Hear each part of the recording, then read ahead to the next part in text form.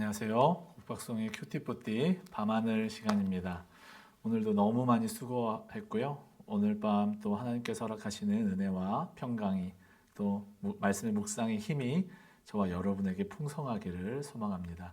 우리 잠시 묵상하고 기도하겠습니다.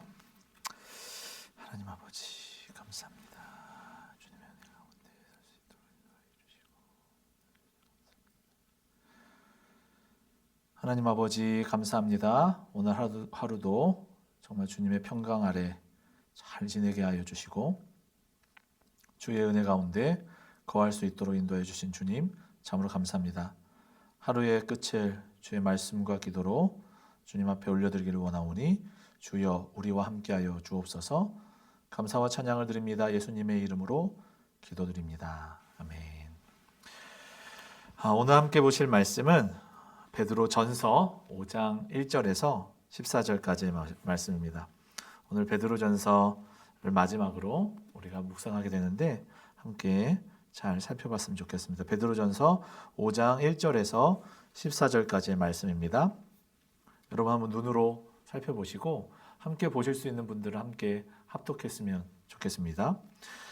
1절입니다. 너희 중 장로들에게 권하노니 나는 함께 장로된 자요 그리스도의 고난의 증인이요 나타날 영광에 참여할 자니라. 너희 중에 있는 하나님의 양무리를 치되 억지로 하지 말고 하나님의 뜻을 따라 자원함으로 하며 더러운 이득을 위하여 하지 말고 기꺼이 하며 맡은 자들에게 주장하는 자세를 하지 말고 양무리의 본이 되라. 그리하면 목자장이 나타나실 때에 시들지 아니하는 영광의 관을 얻으리라. 젊은 자들아 이와 같이 장로들에게 순종하고 다 서로 겸손으로 허리를 동이라. 하나님은 교만한 자를 대적하시되 겸손한 자들에게는 은혜를 주시느니라. 그러므로 하나님의 능하신 손 아래서 겸손하라. 때가 되면 너희를 높이시리라. 너희 염려를 다 주께 맡기라. 이는 그가 너희를 돌보심이라. 근신하라 깨어라. 너희 대적 마귀가 우는 사자같이 두루다니며 삼킬 자를 찾나니 너희는 믿음을 굳건하게 하여 그를 대적하라. 이는 세상에 있는 너희 형제들도 동일한 고난을 당하는 줄을 알미라. 모든 은혜의 하나님 곧 그리스도 안에서 너희를 부르사 자기의 영원한 영광에 들어가게 하시니까 잠깐 고난을 당한 너희를 친히 온전하게 하시며 굳건하게 하시며 강하게 하시며 털을 견고하게 하시리라. 권능이 세세무궁하도록 그에게 있을지어다. 아멘. 내가 신실한 형제로 아는 실로아노로 말미암아 너희에게 간단히 써서 권하고 이것이 하나님의 참된 은혜임을 증언하노니 너희는 이 은혜에 굳게 서라. 택하심을 받은 바벨론에 있는 교회가 너희에게 문안하고 내 아들 마가도 그리하느니라. 너희는 사랑의 입맞춤으로 서로 문안하라. 그리스도 안에 있는 너희 모든 이에게 평강이 있을지어다. 아멘. 아멘. 오늘 공교롭게도 베드로전서 마지막 시간입니다. 대단원의 막을 내리는데요. 내일부터 이사야 묵상이 시작됩니다. 베드로전서 마지막 단락을 다루면서 우리가 한번 베드로전서를 정리해 보겠습니다. 베드로전서는 세상 속에서 하나님을 믿는 그리스도인이 어떻게 그리스도인의 자기의 정체성을 내어놓으며 유지하며 살아갈 수 있을까 하는 그 질문에 답을 주고 있습니다. 헬라어 단어 속에 하나님이 몇 번 등장하는가? 오늘 베드로전서가 이제 헬라어로 기록되어 있는데 이 헬라어의 그 배열 속에서 하나님의 단어가 몇 번, 헬라어 단어가 몇 번, 뭐 4번, 5번 배열되면서 하나님 한 번 나온다든지 이런 배열 속에 하나님이 몇 번 등장하는가 하는 그 재미난 연구를 제가 본 적이 있는데 베드로전서는 43번 단어마다 하나님이 등장합니다. 43번의 단어가 배열될 때마다 43번, 2번, 세 번째 그 다음부터 하나님 그리고 43번째 단어에 하나님 이렇게 아주 재미있게 그리고 일목요연하게 정리가 되어 있는 본문이 베드로 전서라는 것이죠. 짧은 본문 안에 하나님이 왜 이렇게 자주 등장하는 것일까요? 그 이유는 단 한 가지겠죠. 하나님이 시작하시고 함께 하시며 완성하신다는 것입니다. 힘들고 악한 이 세상 가운데 구원을 약속하시고 예수 그리스도를 통해 그 약속하신 것을 완성하시고 우리에게 구원을 허락하시고 소망하게 하시고 거룩하게 하시는 분, 그분이 바로 하나님이시라는 것입니다. 하나님께서 우리에게 보여주신 유일한 모델, 본이 바로 예수 그리스도시죠. 예수 그리스도를 통하여 하나님과 단절된 우리의 관계가 회복되었습니다. 고난의 정점인 십자가의 죽으심으로 우리의 죄를 해결해 주셨습니다. 그리고 부활하심으로 우리 또한 부활의 영광과 그 소망을 바라보게 하셨습니다. 승천하시며 다시 오시마 약속하셨습니다. 따라서 우리는 종말의 시대를 살고 있는 것이죠. 예수님께서 사단을 다 이기신 시대, 잠깐의 이 땅의 삶 속에서 승리하신 예수 그리스도를 바라보며 살아가는 성도들의 삶이 드러나야 합니다. 성도들의 삶은 무엇입니까? 내가 그리스도인이다 라고 하는 것이죠. 같은 고난 가운데 있어도 묵묵하게 인내하며 세상 사람들과는 다른, 세상 사람들과는 뭔가 좀 다른, 세상 사람들은 고난과 역경 가운데 움츠려들고 슬퍼하고 낭망하지만 같은 고난일지라도 어려움일지라도 기쁨으로 그 고난을 감내해 나는 그런 사람들이 그리스도인이겠지요. 성령께서 허락하신 믿음으로 어떻게 사랑하고 거룩하게 살아가는지 우리의 삶을 통하여 드러나야 한다는 것입니다.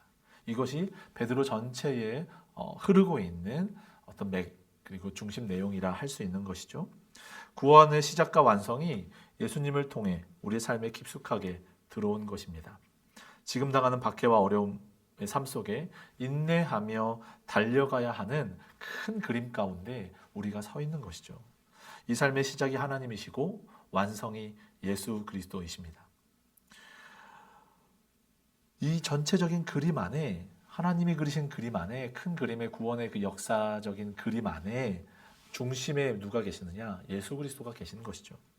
베드로전서는 이론과 실제가 긴밀하게 연결되어 있는 본문입니다. 하나님의 구원에 대한 큰 그림을 말씀하시면서도 실제 경험하는 고난을 예수님을 통해 설명하고 계십니다. 따라서 사환들아, 아내들이여, 남편들이여, 사랑하는 자들이여 하면서 구원과 삶을 동시에 점검하게 하시는 것이죠.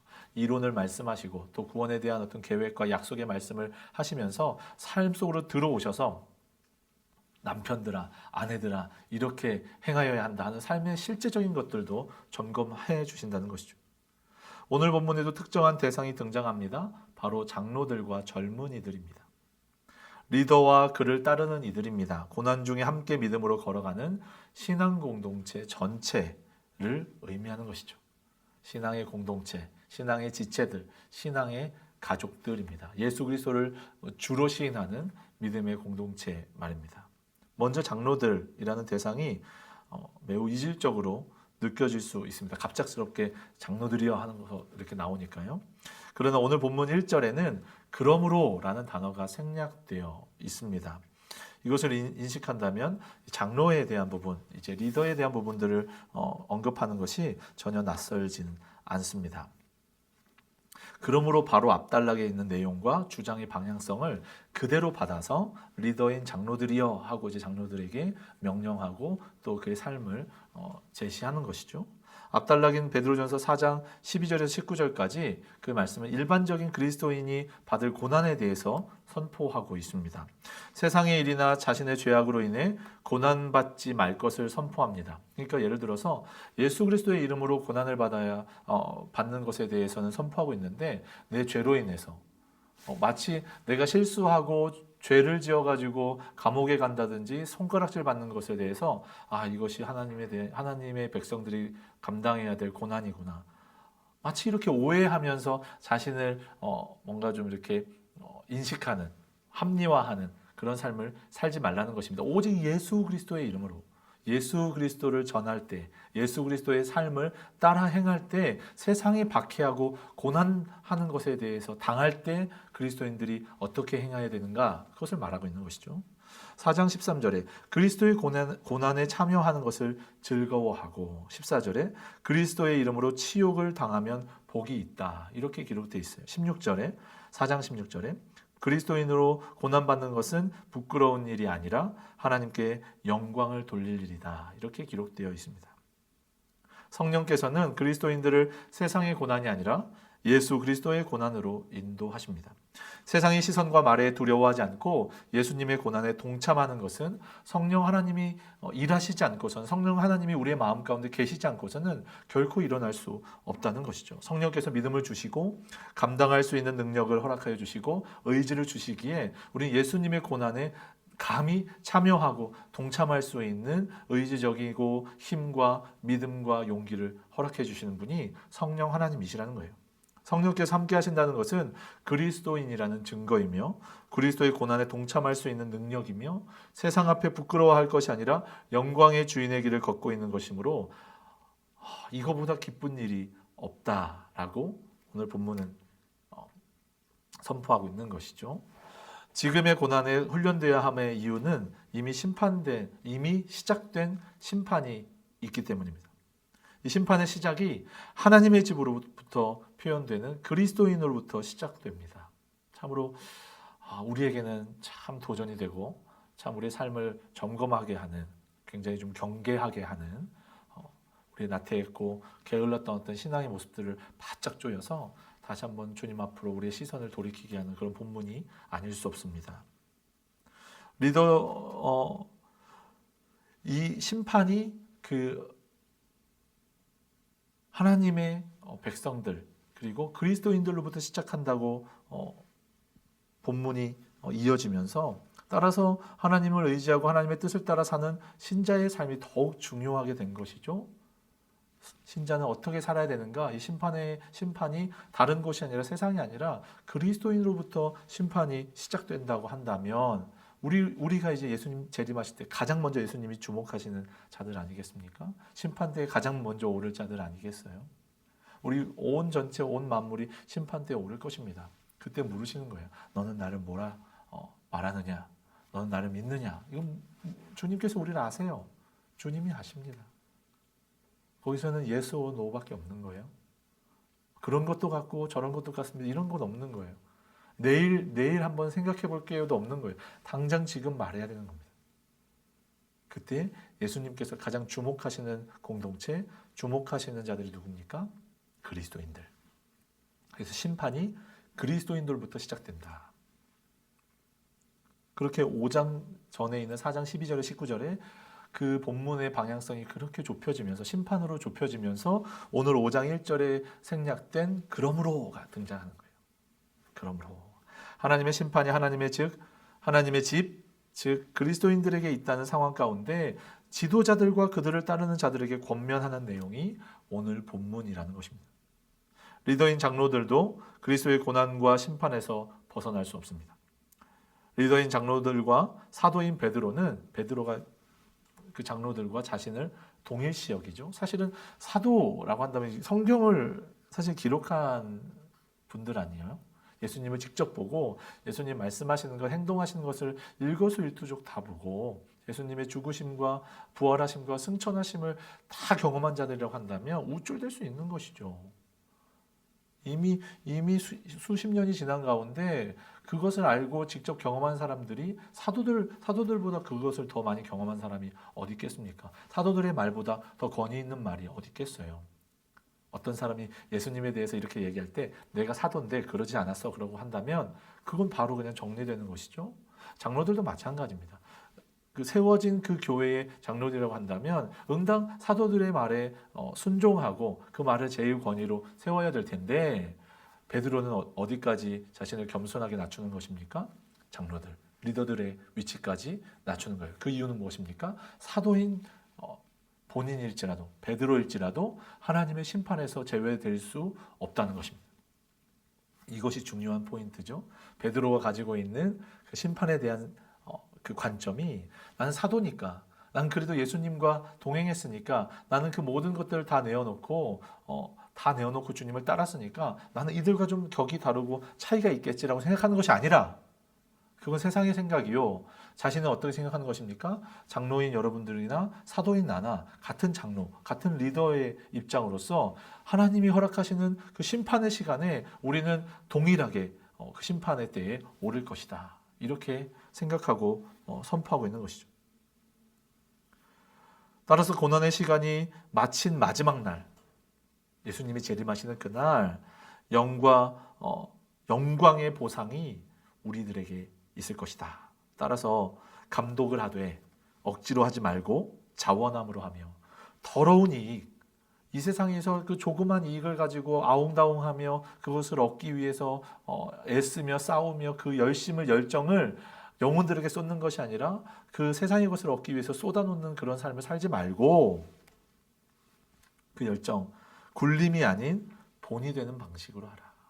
자신이 가지고 있는 리더의 어떤 권위나 힘을 가지고 마치 따르는 자들을 자신의 종부리듯 하고 그들에게 뭔가 예수님의 말씀, 예수님이 행하신 것이 아니라 자신의 뜻을 가지고 예수님의 말씀을 곡해하여서 해석하여서 그것을 가르치며 자신을 따르게 하는 악한 자들, 이단과 같은 자들, 그런 자들과 같이 행하지 말라는 것입니다. 이 모든 것이 하나님의 뜻에 따라 예수님을 닮아 행하는 것이죠. 모든 그 지침과 명령에는 하나님의 계획과 예수님을 본으로 잡는 것이 중심에 들어있는 것이죠. 그리하면 4절에 썩지 않을 그리고 시들지 않을 영광의 관을 얻게 될 것이다. 그렇게 선포하고 있습니다. 장로는 목자이지만 최고의 권위자는 아닙니다. 최고의 권위자가 누굽니까? 목자장이죠. 목자장이신 예수님입니다. 미래를 바라보고 주님 오실 날을 소망하면서 당장 오늘을 우리는 최선을 다해 예수님이 오신 것처럼 예수님이 우리와 함께 하시는 것을 경험하면서 말씀과 기도로 이 삶을 살아내야 되는 것이에요. 그것이 그리스도인의 삶이라는 것이죠. 두 번째는 젊은이들입니다. 그들은 장로들에게 순종을 명령받습니다. 장로 및 젊은이와 구성원들에게 요구되는 한 가지가 있다면 그것은 바로 겸손입니다. 겸손은 기준이 있습니다. 그 겸손의 기준이 되시는 분이 계십니다. 그리고 그 겸손했는지 안 했는지를 판단하실 분이 이제 오십니다. 그리고 6절에서 11절에 이 베드로 전서를 보고 있는 나그네와 같은 삶을 사는 이들 모두에게 권면합니다. 그 권면 또한 첫 번째는 겸손입니다. 하나님의 권능의 손 아래서 겸손하는 것입니다. 그리하면 어떻게 됩니까? 높임을 받습니다. 우리가 낮아지려고 하면 주님이 높여주십니다. 7절에 하나님께서 돌보시기 때문입니다. 이 모든 것을 아는데 두려워한다면 이 모든 것을 하나님께서 이끄시고 인도하심을 우리가 알고 있는데 세상의 것을 바라보며 두려워 떨고만 있다면 그것이 바로 교만이라는 것입니다. 우리는 뭔가 좀 이렇게 있는 채 하고 뭔가 좀 이렇게 재고 뭔가 좀 이렇게 어깨가 높아지면 교만이라고 생각하는데 하나님이 계심에도 불구하고 하나님보다 그 세상의 것이 더 크게 보이고 하나님의 것보다 세상의 것이 더 많아 보인다고 생각되어서 그 세상을 볼 때 하나님이 우리 안에 계심에도 불구하고 두려워하고 억눌려하고 숨으려하고 한다는 것은 하나님을 무시하는 것이죠. 하나님을 무시하는 태도가 무엇이겠습니까? 교만입니다. 겸손한 태도는 염려를 모두 주님께 맡기는 것입니다. 하나님께서 창조주의 열정과 전능하심으로 돌보실 것입니다. 그는 높은 파도와 같이 엄습하는 갑자기 우리의 눈앞에 커 보이는 그 세상 앞에 전능자, 그 창조주의 하나님이 작아 보이고 그 높은 파도가 너무 높아 보이고 우리가 감당할 수 없어서 두려워 떨고 있는 것이 바로 교만인 것이에요. 하나님을 무시하는 태도, 하나님을 인정하지 않는 태도. 우리의 삶 속에서 한번 여러분 점검해 보십시오. 여러분의 삶 속에서 어느 순간, 어느 시점, 어느 상황, 어느 사건 가운데 하나님이 없는 삶을 살고 있는지 여러분 한번 점검해 보시라는 거예요. 이는 하나님을 인정하지 않는 것이기에 교만이라 합니다. 이 교만을 버리는 것은 하나님을 인정하는 것은 하루아침에 되는 것은 아니죠. 지속적으로 하나님 앞에 서는 것을 연습해야 됩니다. 날마다 하나님을 인식해야 합니다. 말씀대로의 삶을 훈련하고 살아가야 합니다. 그러나 늘 패배감을 맛보게 하는 존재가 있는데 그가 바로 마귀입니다. 거짓말로 세상이 하나님보다 더 귀하고 크다고 말하는 존재, 그들이 바로 마귀들이죠. 마귀를 대적하기 위해서 첫 번째 8절에서 어떻게 해야 한다고 선포하고 있습니까? 8절에 정신을 차리고 깨어 있어야 된다. 먹이를 찾아 오는 사자들처럼 마귀들이 돌아다니고 있기 때문입니다. 두 번째 9절에 믿음을 견고하게 하고 서서 마귀를 대적해야 합니다. 대적하는 삶이 쉽지 않습니다. 그러나 함께 믿음의 고난을 당하고 있는, 함께 기도하고 있는, 함께 울부짖고 있는, 함께 하나님을 바라보며 한 방향으로 한 시선으로 나아가고 있는 우리 지체들이 있습니다. 그리고 궁극적으로는 감당할 수 있는 능력과 마지막 때의 영광을 누리게 하실 힘이 하나님께 있습니다. 할렐루야. 마지막으로 베드로전서를 기록한 목적이 참 진실함으로 다가오는데요. 우리가 12절을 한번 같이 읽었으면 좋겠는데 5장 12절입니다. 5장 12절 베드로전서 5장 12절 시작. 내가 신실한 형제로 아는 실로아노로 말미암아 너희에게 간단히 써서 권하고 이것이 하나님의 참된 은혜임을 증언하노니 너희는 이 은혜에 굳게 서라. 아멘. 은혜를 증언하고 은혜에 굳게 서게 하기 위해서 기록된 것이라는 것입니다. 은혜를 고난의 삶에서 뼈저리게 경험하고 경험한 그 진짜 은혜 위에 굳게 서는 삶을 살라는 것이에요. 삶과 하나님의 그 말씀이 전혀 이렇게 뭔가 단절되고 뭔가 하나가 배제되는 삶이 아니라 말씀이 선포되었다면, 약속한 말씀을 우리의 마음에 심었다면, 성령 하나님께서 그 말씀을 우리의 말씀을 주신 그 성령 하나님께서 말씀대로의 삶을 살아가도록 우리에게 의지를 허락하시고 힘을 허락하신 터인데, 그것에 순종함으로 살아낼 때, 그 고난 속에서 진정한 하나님을 만날 때 우리는 진짜 은혜를 맛보게 되는 것이죠. 사랑하는 여러분, 베드로전서 묵상을 마무리하고 이사야로 넘어가면서 우리 눈앞의 상황을 잠시 보게 됩니다. 한 치 앞도 보이지 않고 내 마음과 내 뜻대로 되지 않는 이 안개와 같은 상황, 모이는 교회에 대한 세상의 시선은 더욱 차갑게 느껴지고 있는 이 시점에 초대교회의 신앙의 선배들이 겪는 생명을 건 박해나 고난은 아닐지라도 우리가 겪고 있는 어려움은 생명과 관련이 있다라고 하는 생각을 지울 수는 없습니다. 교회와 성도의 의미에는 공동체, 모임이라는 내용, 그 의미가 늘상 내포되어 있습니다. 모이는 것이 교회여야 합니다. 교회는 모여야 합니다. 그리고 성도는 공동체를 전제로 하고 있는데, 모이는 것에 어려움을 겪고 있다면 그 교회의 생명력의 문제를 가지고 있는 것이죠. 이러한 상황 속에서 베드로전서를 보게 하시고 이사야서를 보게 하시는 하나님의 마음을 더욱 깨닫고 눈앞의 상황이 아니라 이미 허락하신 소망을 바라보며 나아가는 저와 여러분 모두가 되시기를 소망합니다. 아멘. 오늘 우리에게 주신 본문의 말씀을 가지고 함께 기도했으면 좋겠는데요. 기도 제목을 이제 올려드릴 텐데 이 기도 제목을 살피시면서 오늘 부족한 묵상에 대한 부분들을 함께 묵상하시고 오늘 이 밤을 하나님 앞에 올려드리며 정리하겠습니다. 내일 이 시간 우리 함께 다시 한번 보겠습니다. 감사합니다.